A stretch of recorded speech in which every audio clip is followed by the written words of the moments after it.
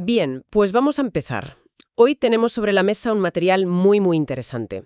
Vamos a analizar un libro que se llama La inteligencia artificial, explicada a los humanos, a raíz de una reseña del Telegraph del 15 de agosto de 2025. El título ya, es toda una declaración de intenciones, ¿no? Promete aclarar qué es esta tecnología que parece que ya está en todas partes. La idea es desgranar un poco las ideas clave, los puntos más importantes que ofrece para entender qué significa la IA para nosotros. Es que es un objetivo muy ambicioso, porque el libro, intenta responder a las grandes preguntas. ¿Es una herramienta que nos va a salvar o nos va a reemplazar? Y lo interesante es cómo lo hace. Propone un viaje muy bien estructurado, y creo que lo mejor es que sigamos ese viaje. Vamos a detenernos en cada etapa, desde lo más técnico hasta las consecuencias más profundas. Luego, el primer capítulo se titula La IA más allá de la inteligencia humana. O sea, va directo al grano. Totalmente. Fíjate, en lugar de empezar con una definición técnica, un poco de diccionario, te enfrenta desde la primera página con la idea de la superinteligencia, pero con un matiz que me parece fascinante. ¿Cuál? El libro argumenta que el gran cambio de una IA superior no es que sea más lista que nosotros. El tema es que piensa a una velocidad radicalmente diferente. Ah, claro. Pone un ejemplo muy bueno. Dice, un humano podría tardar 1 año en leer toda la literatura científica sobre el cáncer. Una superinteligencia podría hacerlo, entenderlo y, sobre todo, conectar ideas que a nosotros se nos escapan, en un segundo.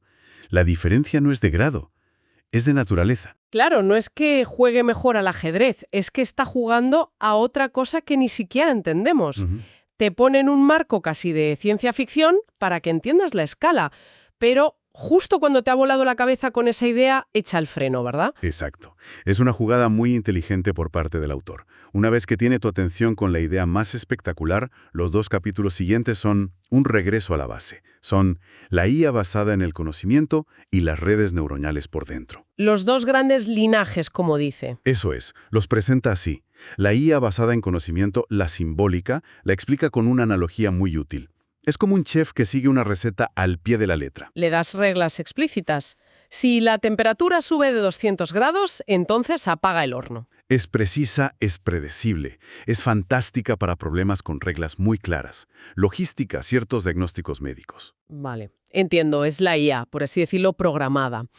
Pero entonces, ¿cómo explica las redes neuronales? Porque ahí no hay recetas. Ahí es donde la analogía se completa. El libro dice que las redes neuronales son como un chef que aprende a cocinar probando miles de platos. No le das la receta del pastel, le enseñas 10.000 fotos de pasteles perfectos y 10.000 de pasteles quemados. ¿Y aprende sola? Poco a poco, ajustando sus conexiones internas, aprende a reconocer los patrones del éxito. No puede explicarte la receta que ha deducido, pero el resultado es increíble. Es el salto de las reglas a los patrones.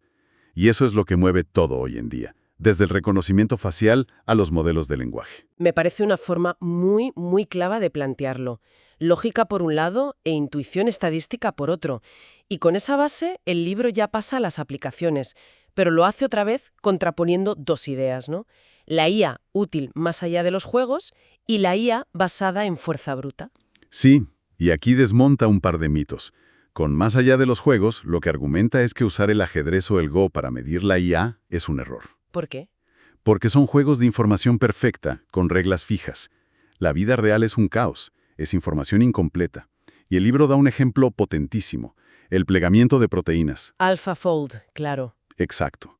Explica cómo programas así han resuelto en meses un problema biológico que llevaba 50 años atascado, y eso acelera el diseño de fármacos de una forma exponencial. El autor dice que eso es un hito mucho más importante para la humanidad que ganar algo. Claro, pone el foco en el impacto real, no en la exhibición. Pero entonces me choca el siguiente capítulo, el de fuerza bruta. Suena un poco, poco elegante, ¿no? ¿Todavía es relevante? El libro dice que no solo es relevante, sino que es una de las facetas más subestimadas de la IA moderna. La fuerza bruta ya no es probar combinaciones de un candado. Ahora, con la computación que tenemos, significa simular millones de compuestos químicos para encontrar una batería nueva, o analizar miles de millones de transacciones para detectar fraude. Ah, vale. El autor lo define como la fuerza de la cantidad convertida en calidad. Una red neuronal puede intuir una solución, un sistema de fuerza bruta la encuentra probando un espacio de posibilidades inmenso, inabordable para un humano. Ambas son formas de inteligencia, solo que con filosofías opuestas. Entendido. No es fuerza bruta tonta. Es fuerza bruta a una escala que genera su propio tipo de inteligencia. Vale, tenemos los cimientos y las aplicaciones. Y a partir de aquí, el libro da un salto a las grandes implicaciones. Los siguientes capítulos son el santo grial de los investigadores y, justo después, impacto social. Aquí la discusión se vuelve mucho más profunda, claro. El santo grial es, por supuesto, la inteligencia artificial general, la AGI. Una IA con la misma flexibilidad cognitiva que un humano. Pero, ¿cómo lo aborda? Porque es un tema muy manido. Pues se aleja de la definición típica y se centra en el principal obstáculo, el sentido común. Pone un ejemplo muy sencillo. Le puedes pedir a una IA que te escriba un soneto sobre la melancolía y lo hará genial. Pero si le preguntas si meto una camisa mojada en la nevera, ¿saldrá seca? Es muy posible que falle. Carece de un modelo del mundo físico, de esa comprensión intuitiva que tiene un niño de 5 años. El libro argumenta que el camino a la AGI no pasa por modelos más grandes, sino por resolver ese anclaje con la realidad.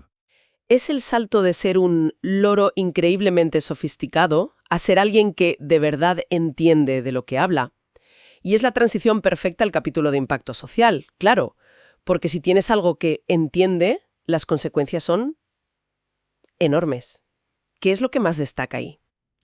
El libro evita el debate simple de la IA nos quitará el trabajo. En su lugar introduce un concepto que llama la gran bifurcación. Sostiene que la IA no eliminará el trabajo, sino que lo va a dividir en dos polos cada vez más lejanos. ¿Cómo? Por un lado, una élite de roles que requieren muchísima creatividad, pensamiento estratégico, supervisión de sistemas de IA. Y por otro, una cantidad creciente de microtrabajos de muy bajo valor, como por ejemplo etiquetar datos para entrenar a esas mismas IAs o actuar de humano en el bucle para corregir sus errores. Uf. El verdadero riesgo, según el autor, no es el desempleo masivo, es una sociedad fracturada, con una brecha de habilidades y de salarios que no hemos visto nunca. Eso es mucho más sutil y, la verdad, mucho más preocupante. No es una lucha de humanos contra máquinas, sino una reorganización de la sociedad dictada por la eficiencia de las máquinas. Es muy potente. Ahora, después de esto, cuando la conversación es totalmente global, el libro pega un volantazo tremendo. El último capítulo se titula Soberanía Europea. Me parece un giro de guión total. ¿Por qué reducirlo todo a un solo continente? Es una pregunta que el libro responde de forma muy directa. El autor sostiene que el siglo XXI se va a definir por la soberanía tecnológica y que la IA es el campo de batalla principal, y argumenta que hay tres grandes modelos compitiendo. Estados Unidos, China y Europa. Exacto. El modelo estadounidense, impulsado por el sector privado, que prioriza la innovación, el mercado. El modelo chino, impulsado por el Estado, que ve la IA como una herramienta de control social y de ventaja geopolítica. Y luego, el modelo europeo. El famoso tercer camino, ¿no? Centrado en la regulación, la ética. Eso es. Pero aquí es donde el libro introduce una crítica muy afilada. Afirma que, aunque la intención de la Ley de Inteligencia Artificial de la UE es buena, es proteger a los ciudadanos, en la práctica corre el riesgo de crear lo que llama un foso de cumplimiento. ¿Un foso de cumplimiento? Sí. O sea, una barrera burocrática y de costes tan alta que solo las grandes tecnológicas de Estados Unidos y China tienen los recursos para superarla. La paradoja, según el libro, es que una regulación diseñada para proteger la soberanía europea podría acabar asfixiando a las startups de IA europeas y, en el fondo, cimentando el dominio de las empresas de fuera. Vaya, es una perspectiva muy contraintuitiva, que la principal arma regulatoria de Europa podría ser, sin querer, un caballo de Troya para sus competidores. Es una conclusión muy fuerte para cerrar, ¿eh? Sin duda. Deja claro que la IA no es solo un tema de ingenieros y filósofos, es también de legisladores y estrategas. Y que las buenas intenciones, no siempre garantizan buenos resultados. Entonces, si hacemos balance, el recorrido que propone el libro es increíblemente completo. Empieza con la idea más vertiginosa de la superinteligencia para enganchar, luego te da las herramientas técnicas, las dos familias de la IA, te muestra aplicaciones reales, se enfrenta a las consecuencias sociales de una forma muy matizada y al final aterriza en la cruda realidad de la geopolítica. Así es. Logra un equilibrio que es muy difícil. Lleva a quien lo lee de la fascinación a una comprensión mucho más crítica. Conecta los puntos entre una red neuronal y una ley del Parlamento Europeo. Y eso pocos textos lo consiguen. Demuestra que para entender la IA hoy en día hay que ser un poco ingeniero, un poco sociólogo y un poco analista internacional. Y al final, después de todo este análisis, me queda una sensación. El libro explica el qué, el cómo y el por qué, del código a la geopolítica. Pero todo esto nos deja frente a una pregunta final, una tensión que el propio libro expone, pero que por su naturaleza no puede resolver. ¿A qué te refieres? A ver, el libro nos presenta la IA con dos caras.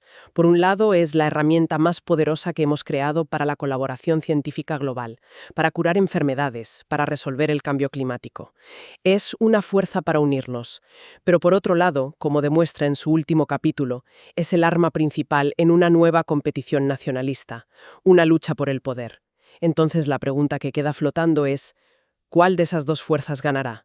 ¿Será la IA el gran catalizador de la cooperación humana o el acelerador definitivo de la rivalidad entre naciones? El futuro de la tecnología, y quizás el nuestro, parece que depende de qué relato se imponga.